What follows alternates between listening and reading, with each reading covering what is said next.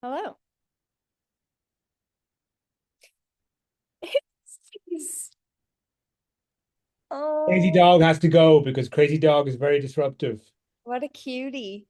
She's very cute, but very disruptive. She's yeah. Bye. Come on, Piggy. Good girl.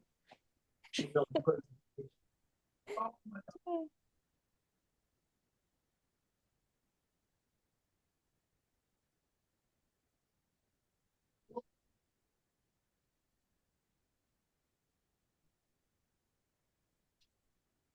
Hey, lucky I did that because I almost about to start a kitchen fire. I'd forgotten to turn the grill off after lunch. Cheapers. What's going on? Not much. I'm in Dubai at the moment, so it's hot now, but it's great. Thoroughly enjoying, but just very warm. Why did you decide to go there? Business or just for a break? Just yeah, I do 30 days in a new country. At the moment, I'm just traveling around, seeing a bit more of the world. So I'm yeah, it's just another one on the list, but it's so far been one of my favorite places I've visited. It's just totally different to American cities and European cities. Just it's a different vibe altogether. So I'm really enjoying it. Yeah, I've heard friends say it's like one of those video game levels, like because everything is so perfect, like too Yeah, perfect. there's no litter anywhere. There's really like a lot of the negatives that come with cities just aren't. I mean, I'm sure it has its own negatives. I've been here 5 days, so it's not like I'm an expert, but it's really not got the same setup as other places, you know. So it's pretty cool, but very warm. When did you start to travel? Probably about 6 months ago now. Um, and yeah, I just really wanted to see a bit more of the world. And I was in Ireland my whole life, and then I was like, you know what? I'll just go and explore and see what's out there, and figure out what I like and don't like. So mostly been in the US, done a lot of the US now, and then did quite a bit of Europe as well. So both, and now I'm kind of going a little bit further field. So after Dubai, it's Bali for another month, and then back home for a little visit to Ireland, and then I'll see you after that. Amazing. And Yeah. your business gives you that freedom and flexibility, right? You're not on holiday, you're working every day, but just in different locations. Yeah, exactly. So it's something that like when I meet people in, they work in a store or they work in a sort of 9 to 5, they're like, how uh, are you on holiday all the time? Like, what's going on? And I'm like, no, I have a laptop and that's what I run my company from. And that's really it. So yeah, I'm fully remote. Our team, we've about 30, 40 people on our team Oh, altogether, wow. including contractors and, sort of all in, it's that number. So yeah, they're all in different countries. We have a lot of South Africans, Canadians, Americans, Irish people work with us. Like we're all over. So it's the time zones are a little bit of a struggle at times, Hmm. pun intended. But yeah, it's great and it really does like this morning, for example, I started working at like 1 p.m. because no one's really up yet in a lot of the places that my team are in. And so like this morning I went to the gym and I went for a swim afterwards and I kind of was able to have I like to have a peaceful enough morning and I actually use that time to read a lot and to learn because I find that sometimes when you're running a company you can get really caught up in the day to day. And so I actually love carving out a little bit of time just to sit and read a book or go through a program or a course or whatever it is, and just continue to kind of educate myself because for periods of my career so far, I found that like when you're really in the thick of it, you just stop learning everything, and like there's definitely seasons for execution, there's seasons for like developing your craft and all of that. But I try and just kind of mix in a bit of both. So I always have that combo going because I find that that works really well. And especially I come from a psychology background. That's what I was going to do originally before I entered this mad world of internet marketing.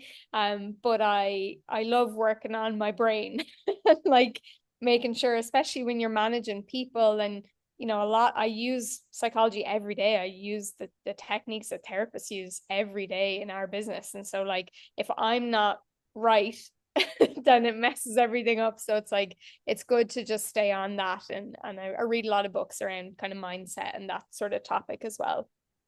Were you ever a practicing psychologist?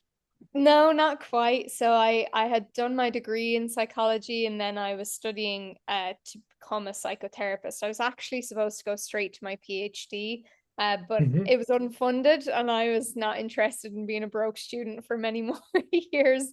So I started training as a psychotherapist, and I actually had quite a bad experience with my own therapist at the time, because you have to go to therapy when you're becoming a therapist. It's Hmm. mandatory. So my therapist unfortunately had a psychotic episode while I was in the room with him, and it was very Oh my scary. God. And I was quite like, taken aback by the whole thing. And so I went and I spoke to my school where I was learning all of this, and I really thought they'd be supportive, but they actually weren't at all. And it was a little bit of a disaster. So I kind of Oh. got turned off of the traditional, accredited bodies and like, this is how it all runs. And I was like, I just don't think this is for me.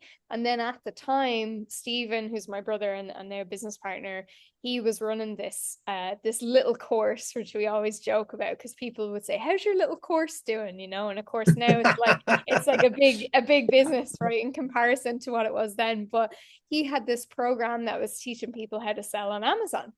Hmm. And I said to him, I was working in a trampoline park at the time. I was a manager in a trampoline park in Dublin, in Ireland. And Is that I, jump zone? yeah. And yes, I was there and I loved it. It was brilliant, but I didn't want to stay You'd there love it. forever. Like I couldn't stay there forever. So I'm training as a psychotherapist. It's kind of not going very well because of this incident that happened. And I just really, the other thing about it was I realized I was too proactive and directive for people. So like I couldn't just sit there and go, yes, okay. And how does that make you feel when I say this? I couldn't do it. I was like, leave him, get out of there, like, or I'd be like, quit your job. So I was not actually a fit for that school of kind of interacting with people. And so I said to him at the time, I was like, look, I know you have this business and I'm sort of in a bit of a weird situation here, and I would love to know if you have like any part-time stuff I can do. And when Hmm. he had his own Amazon business in the early days of that, I used to translate his product listings into German because I used to speak German in school, and I can barely speak a word of it now, but I used to do that. And so I basically had kind of been doing bits from earlier, and then he gave me a part-time job doing customer support, and that was how I got started. And that was in 2015, 2016. So that was how I got kind of my start in the business, I suppose. And you now have taken over the company. You're now the CEO, right? Yeah.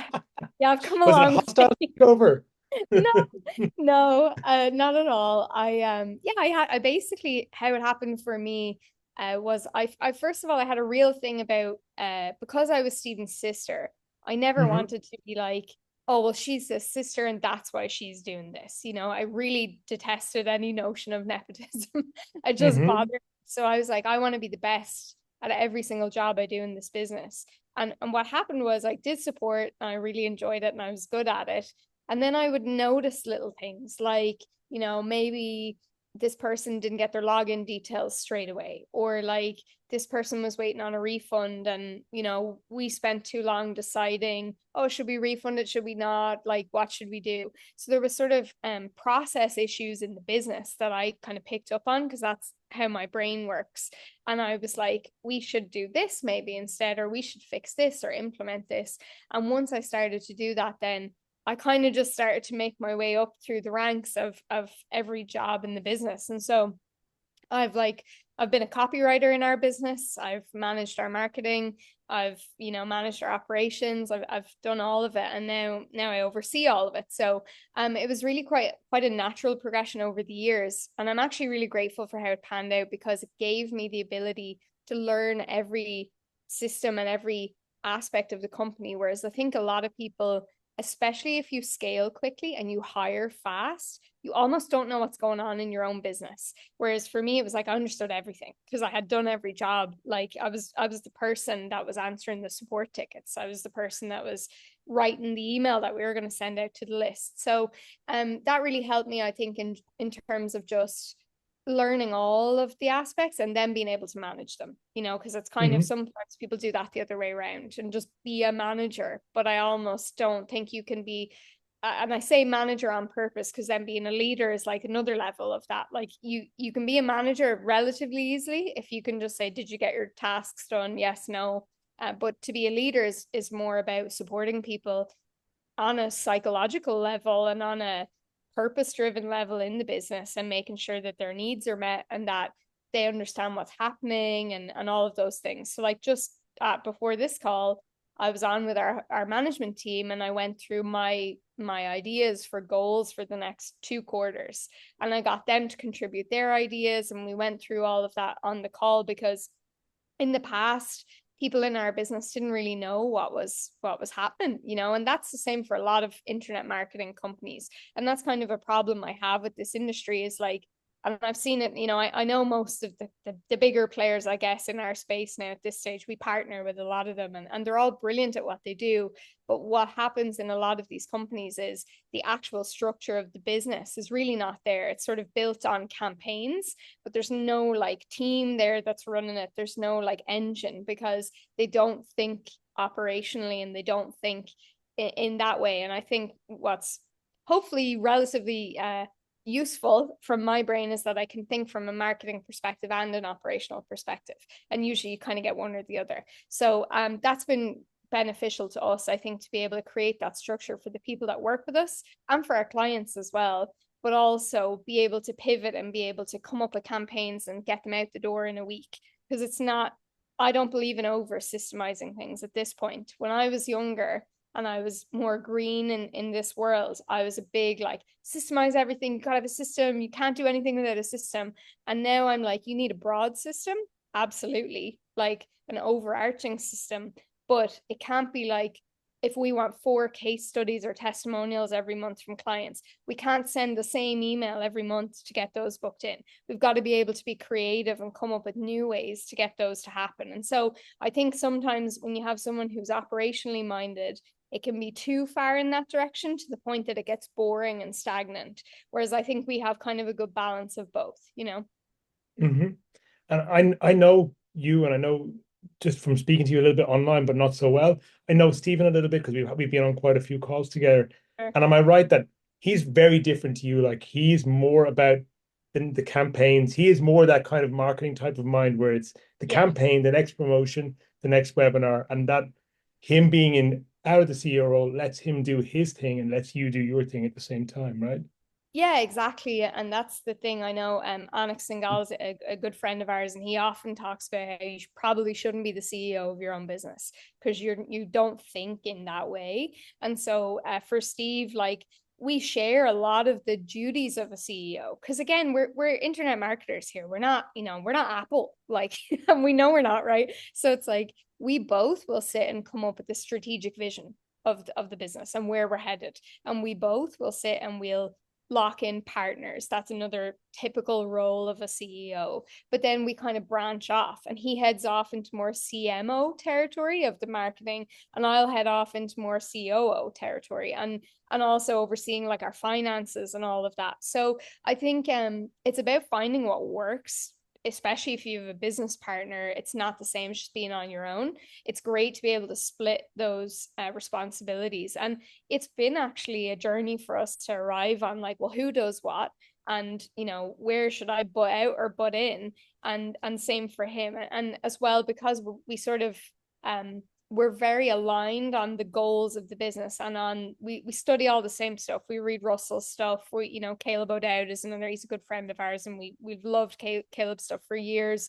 Like we're listening to the same things, we're studying the same things, and so we both come to the same conclusions a lot of the time, but just with a slightly different like angle on it, which seems to work really well. But yeah, he's definitely way more into the marketing now. I did run a lot of our marketing for a few years, and now I've kind of I sort of leave him over there in his like scientist laboratory, and he comes up with some incredible angles for campaigns and all of that. And then really the rest of the thing is sort of mine to make sure it's not on fire and it's running well. And you said you've been planning ahead for the next 2 quarters. So at what point did you decide, hey, this is an urgent need, or this is a key need for the business to start having a longer kind of runway for our ideas and what's going to happen next? And how did you implement that? Yeah, it's mostly been listening to our team actually. And if any of them are listening to this, they'd say we still probably have a ways to go. And I'm always transparent about that. I do remind them to look at other businesses in our space, and they'll often see that like a campaign is done the day before it's due to go out. So we're doing okay. But like we were like that. We were oh, what will we run this week? Will we promote this thing? Okay, let's write the email and send it out. And sometimes that works great. Like I said, it's about having a bit of both, but really listening to them, they would say to me, like, I've started working on this project, and now you're saying that this is the most important project. And so, do I down tools? Do I switch everything over here? And it was just becoming quite inefficient because so much work was being wasted because we would change our minds or we would see a better opportunity or whatever. And so, what one flip that happened for us was we got into a headspace of asset creation rather than just like doing stuff, which is like a different way to be, right? So now it's like if I look at a campaign, a marketing campaign, that's probably the most concrete example. And I say, like, okay, we're going to write this Facebook mini group campaign, which is one of our favorite campaigns to run. Well, now we know that whatever presentation we create for that can be turned into a webinar, can be turned into a VSL. Those emails can be re-angled to just change that, like what we would call like a conversion mechanism. And it's simple to flip up those campaigns now. Whereas before it would be like we would write that campaign, we would throw it out, and we'd be like, right, new campaign, what are we doing? And we'd start from zero every time. So now we re-angle a lot of stuff and we reuse a lot of stuff, and it's just much more efficient. But yeah, I would say it mostly came from them, and it also was like a battle between Stephen and I for quite a while of like that systems versus like adaptability and spontaneity, that I think it took a while for us to strike a balance, because I definitely went more to the side of like, let's systemize everything. Let's look at our promotions for the next year and a half and see what's coming up. And what would happen then is like, let's say we would run an offer or a campaign and it wouldn't perform as well as we wanted. And then my next campaign might be a low ticket offer. And now I'm going, oh crap, that didn't bring in the revenue I needed. And now this is a low ticket. That's certainly not going to do it. So you do have to change it around. And that's just part of it. But I find if you keep the rest of the business simple, it allows for the flexibility in the campaigns then and in the marketing. So it's a case of like I said, the case studies or testimonials. If everybody has a process there and there's a couple of different ways we can iterate on that process and use it, that works great. And then it's like everybody knows what's happening there. We're all clear. There's KPIs in place, which is another thing, by the way. We didn't have any KPIs until, probably a couple of years back now. But we were just like, more money is better. And like, that's true, but also Big like number go up. big number go up. But for the people that work for you, like if I have someone who works in our enrollment team, for example, and they're a closer, and I don't say to them, hey, you need to be closing like 30% of your calls. If I don't give them a number, like how do they know they're doing well? They just don't. And so we wouldn't have a KPI for like meetings booked or calls booked in the month. We didn't have that. And so it was like whatever our closers did was just like, well, okay. And again, you would be going, oh, well, it's up on last month, so that's great. But other than that, we didn't have anything. And now we have these KPIs in place, we have goals in place. And this may sound very basic, all of this, because like we all know about goals, smart goals, and why we've all heard it 1,000 times. But actually, if you sit and look at your business like really honestly and go like, is everyone on my team absolutely clear of the direction of this business, what we're doing this quarter? And even one quarter is fine. Like that's 2 quarters is probably excessive and it will change. But one quarter certainly. Does everyone know what's happening in this quarter? And do they know what their role in it is? That's a critical part. Because again, it was like we might set the goals and I might say, lock in 3 joint venture partners this quarter. That could be a goal, right? But then it's like, well, everyone on my team is going, well, that's Stephen and Lisa's job, and they do that. So I've left them with nothing to do, basically, because they have no tie to that goal whatsoever. So now when I'm coming up with goals, we have some, that are our tasks to do, but also I have for our enrollment team. you guys need to hit X number of meetings this month. And then we want to maintain a close rate of this. And they know like that's their thing. That's all they have to do, all they have to worry about. Anything outside of that, let me know or let our ops person know and we'll hand it off elsewhere.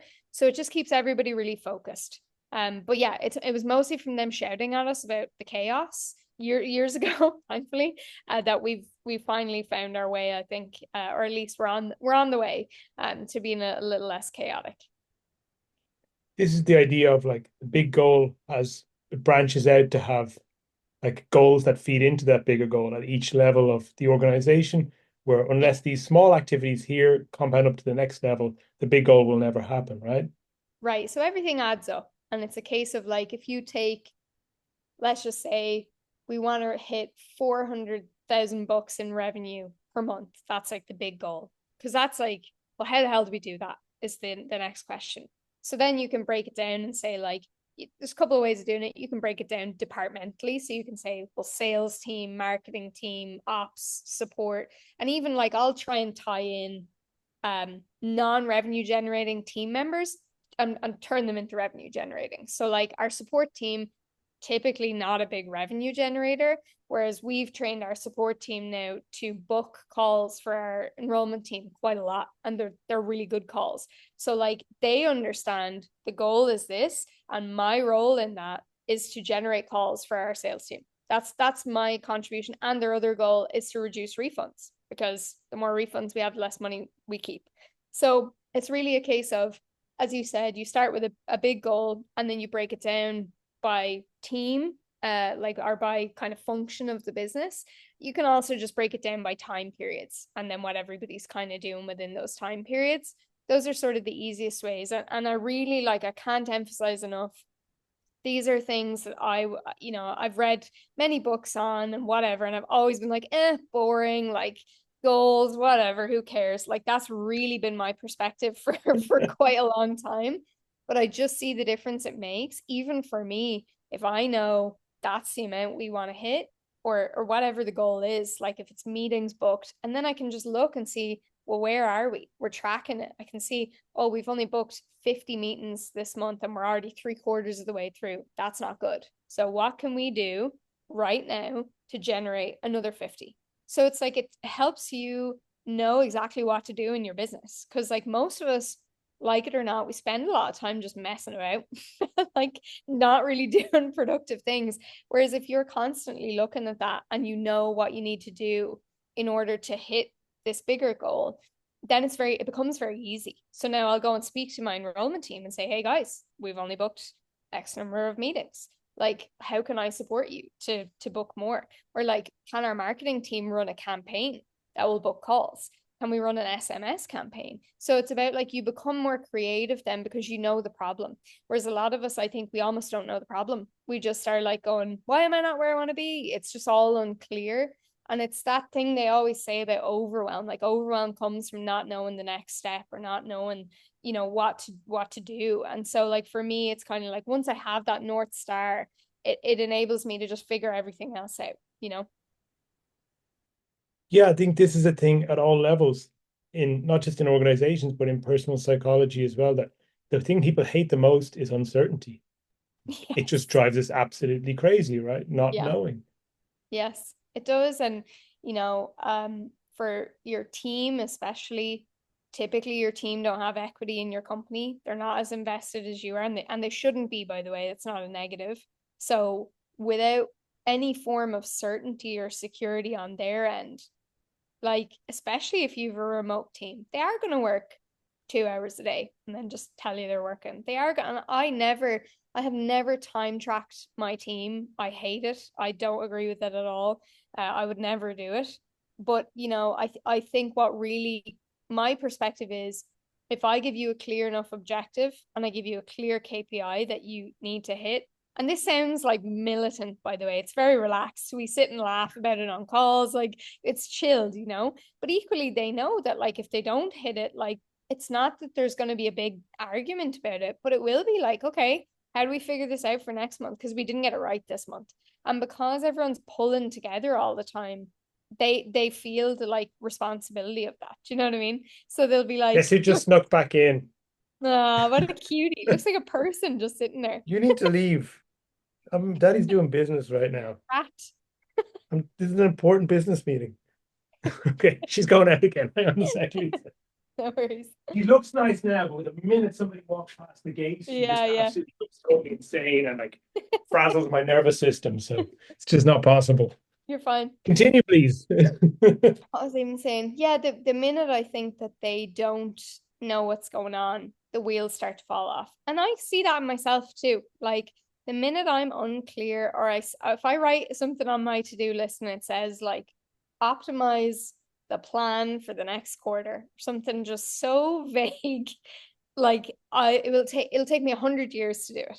Whereas if I write down list out the three joint venture partners we're going after this quarter. I'll have it done in 5 minutes. And then I'll have another one that's, so clear and so concrete. It's really helped us a lot. And we're a campaign driven business, like that's what we do. And we do that pretty well, I think. But it really is like just understanding that there is more happening organizationally there in the business that you have to be aware of, like your finances and all these other things that like a lot of especially internet marketers they're just not looking at, they're looking at marketing, and that's important, absolutely. But if you're not looking at all the other things, there's major problems ahead, and I've seen that many times in friends of mine and in our own business over time, that like when you take your eye off the ball and you look at one thing only, it's a problem. Mhm. Can you point to any specific resources that have helped you develop in this area? Sure. Yeah, there's I mean, I could probably give you a million books. Um, there is a book called Scaling Up, which is, I think a lot of entrepreneurs will know about. It's by Vern Harnish, I think his name is. And Yes. it's an excellent book. And I actually I carry that book everywhere I go, to be honest, because it just is very tactical. And that's what I really like about it, because it's just very, very obvious of like, okay, here's what I need to do, and here's the next step. So that's a big one for me. The other one is Ready, Fire, Aim. I think it's Michael Masterson. Hmm. You've probably read that one too. That's an excellent book. That one is more about the different stages of the company and the different problems and challenges you'll face at those stages. So it will talk you through like when you're at this size, here's the issues that are going to come up, here's how to fix them, and here's what you should be looking for to like progress to the next step. So that one was excellent as well. And then other than that, like I said, I read a lot of personal development books. I mean, all the like classics that I'd say most people have read. I'm reading a great book at the moment called Courage to be Disliked, which is Heard one of for that. me. Yeah. So I was historically a major people pleaser. You're Like Irish. It's normal. right. It's Catholic guilt and it is normal, but it's also not very helpful. And so it would Hmm. stop me from doing things that I needed to do. Like if I needed to let someone go in the business, or if I needed to make a decision that wasn't going to be very popular, um, it would stop me, because I'd be like, oh, they're going to think I'm this or that or whatever, or I'm even going to feel that way about myself. So that's been a really helpful book for me even recently, because I have to keep relearning that same lesson of like, it's actually okay to really take into consideration other people's opinions, absolutely, but do what you know is the right thing to do. And I have had uh, many situations in our business where there's people on your team and they don't really need to know all the ins and outs of your decisions as sort of a leader in the company at times. Like Hmm. some things are reserved for you and for your business partner, whoever. And I have had times where I've made a really good call, but I haven't been able to explain that call to the team for different reasons. I've had to be sort of like not say what it was about or not explain myself or whatever. And that's been really hard for me, because I know that there's been people that are, they might have an opinion, they just don't have all the context, and I can't provide it. And that's like the ultimate issue as an Irish person, especially, of like, you want to be able to just tell everyone everything and like, oh, it wasn't my fault and here's why. And as a leader in a company, you just can't do that. And that was like a struggle for me in the earlier days of like realizing that sometimes I'm going to appear a certain way, and that's okay. Like that's all right, and that's just the way it has to be, because I need to be confidential about this thing, or I need to be diplomatic about this thing, or whatever it is. And I think it's helped me to just get over some of that people pleasing and just again make the right call for the business, because ultimately that's who I'm out to help. And I have to look after that above all else, really. So even with Stephen, we joke about it now, but we're brother and sister, obviously. And so in the beginning, when I first began to work with him, I would get annoyed at him. I'd be like, why did you not back me up in this situation? Or why did you not say this or whatever? And he said to me, like, I'm not your brother in this scenario. I'm a person that works with you.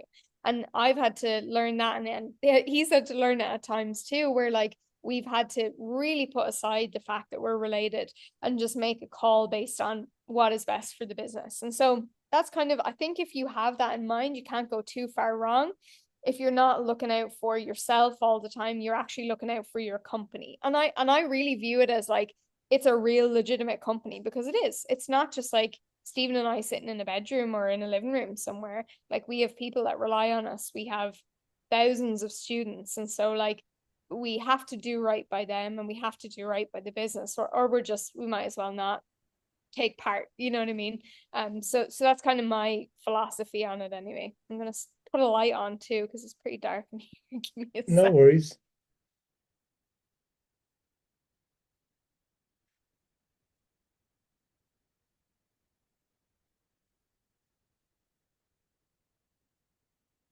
Oh, you're muted now, Lisa. There we go. Sorted. Okay, no Yeah, problem. I'm Um, back. did you, before actually getting into this business, did you have any prior exposure to internet marketing or copywriting or direct response or any of that stuff? um, yeah, it's a great question.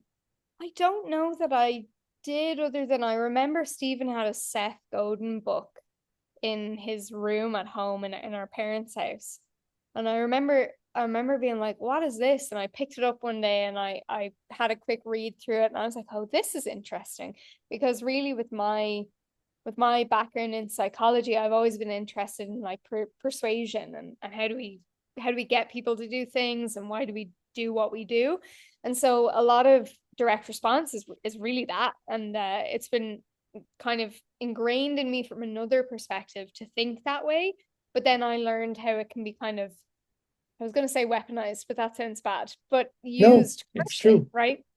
So I was always interested in that topic, and why people think the way they do and all of that. But in terms of direct response, no, I really had stayed away from that whole world until he had kind of introduced me to it. And then, of course, I went to my first funnel hacking live in 2017, maybe, and I loved it. And I was obsessed then with the whole ClickFunnels world. And I read all the books. Well, it was only .com Secrets and then Expert Secrets at that time. Traffic Secrets wasn't out yet, but I absolutely devoured them. And then the the thing I didn't mention to you actually, which I completely forgot about, even though it was a season of my life, was I actually started my own coaching business at that time as well. Because again, because of my background in psychology, I realized quickly from working with Stephen and meeting some of our like joint venture partners and whatever, that a lot of entrepreneurs were very burned out and very overwhelmed, and they weren't doing it right in my head back then. So I actually created like a free Facebook group. It's probably exists somewhere now, but it's inactive for years. And I created a free group, and I just talked about how you can reduce overwhelm and burnout as an entrepreneur. And it was all based on things I had learned studying psychology. And I remember I got my first client in that business from my free group. And then I was like, oh my God, this thing actually works. Like I can There's post real on the money here. I was like, I can post on the internet. And I remember he was a personal trainer from Australia. He had quite a successful business, and he was just exhausted. He was up, like he was working crazy hours. And I used to do one-to-one coaching with him, and I got more clients in that business afterwards. But I'll never forget him. And he always like he would the first time I met him, online, obviously, he said to me, could you send me an invoice for my payment? And I went, uh uh, yeah, sure. And then I'm going free invoice generator. I'm like trying to figure out how to do all this. I had to get a Stripe account. I didn't know what that was. Like I was really green. And luckily I kind of had a little bit of knowledge from just doing a bit of customer support for Steve at the time. But I coached clients in there for, I'd say it was a short enough period of time. I really can't remember now, but it was great for me to be able to see that this works, and like this is possible. And so as I went on, and I've created other programs in our business now and all of that, I've seen the impact it's had, and people have learned how to replace their income, or they've learned how to have an extra 2 to 5 grand a month, depending on what level they want to be at. And it's been really cool to meet some of those people even in person, because especially when it's an internet based thing, you almost feel like it doesn't exist even though you're running it, because it's like you never see these people. Like I remember we had a guy, I taught a program in our business few years back about how to book podcasts for experts. It was called the Podcast Agent. And it was a good little course, it was like maybe 397 or something. And I remember about a year later, a guy said, I make 120 grand a year doing this now. And I went, what? He's like, yeah, I fully replaced my income. I travel, I do whatever, and spend way more time with my kids. And I was going, I recorded that in a weekend, like it was just a little course. And it was just this big epiphany of like, oh my God, that this actually works. And people, when they invest the time and energy, and obviously capital where needed, like they build these side hustles that are really incredible for them. And that was just a cool moment to see. And so now I don't teach programs in our business anymore. I just run the company. But we have experts that teach now in our business. We have three guys actually, that are teaching three different Amazon models, and we kind of publish them basically. And yeah, you see clients all the time posting in groups talking about how great they're doing, and it's incredibly rewarding because they're real people. And that's like the thing you just don't get to see until you run an event, or you have a meetup or whatever, and then you meet them in person and you hear about the impact it's had on them. It makes it more worthwhile, I think, for us. Yeah, it's huge. I got a message just last weekend from somebody who I hadn't spoke to in a year, who had hired me for some consulting. We'd spent 2 hours working together, and he was in a really toxic work environment at that time and Mm. felt like a lot of things were bad and he was in a very dark place. And just try to help him through it, like put together a plan for what you're going to do next, go off and do it. Then he goes off. I didn't hear from him. It's like, and then out of nowhere last weekend, he's like, "Oh, everything's changed. I'm working with two amazing organizations. I've completely like changed my standards for who I will and won't do business with, and all this stuff is happening. And I've stopped drinking. I'm healthier. I've lost a bunch of weight, and life is so much better. And thank you so much." It's like, what did I do? What Yeah, did I do? right. I just chatted with you for 2 hours. But it's Yeah. great then, I'm very grateful that they have that appreciation. But it's like you just Yes. don't realize yourself what something that is small to you can be something big for somebody else. Yeah, and for me, I've I've had a bizarre relationship with confidence my whole life. Like I'm quite confident to speak to, but I often have a lot of imposter syndrome, and I'll often sit and go, do I know what I'm talking about at all? Or like, is someone going to find out that I actually don't know anything or whatever? And then I'll speak to other people and they'll say, wow, you're so knowledgeable on this topic or this thing. And I'm like, am I? And it's been an interesting thing to see when you speak to those clients then, and you go, oh my God, like everything I do on a daily basis is contributing to this change in someone's life that I've never even met. Like what a bizarre concept to have that be your life. And so it really, like, yes, it's about making money. And if anyone says it's not about making money, they're lying, especially in our game. It's about making money, but equally it's only exciting for so long. Once you've bought your house, once you have your car, once you can travel wherever you want, like really what more money do you need to be spending things on? Like obviously you can invest money and that's an intelligent thing to do, but I do think it has to be about something more. It's just empty otherwise. So like to look at people and see the impact you're making, that's the thing that I know Stephen and I really, really choose to kind of latch on to, because it gets you up in the morning. It gets you thinking about like, how can I help these people more, and how can I, contribute more? And for me, like I said, I've had a strange relationship with confidence. And that is like the thing that inspires confidence in me, is to look at like the impact we're having on other people, because ultimately, I can sit and sort of evaluate myself, but it's more helpful to me if I can look at the impact someone else has in their own life as a result of something I'm doing or Stephen's doing or whatever. Lisa, that is a perfect note to end on. When someone says something lovely and beautiful, I think, okay, that's a wrap. We gotta cut it there.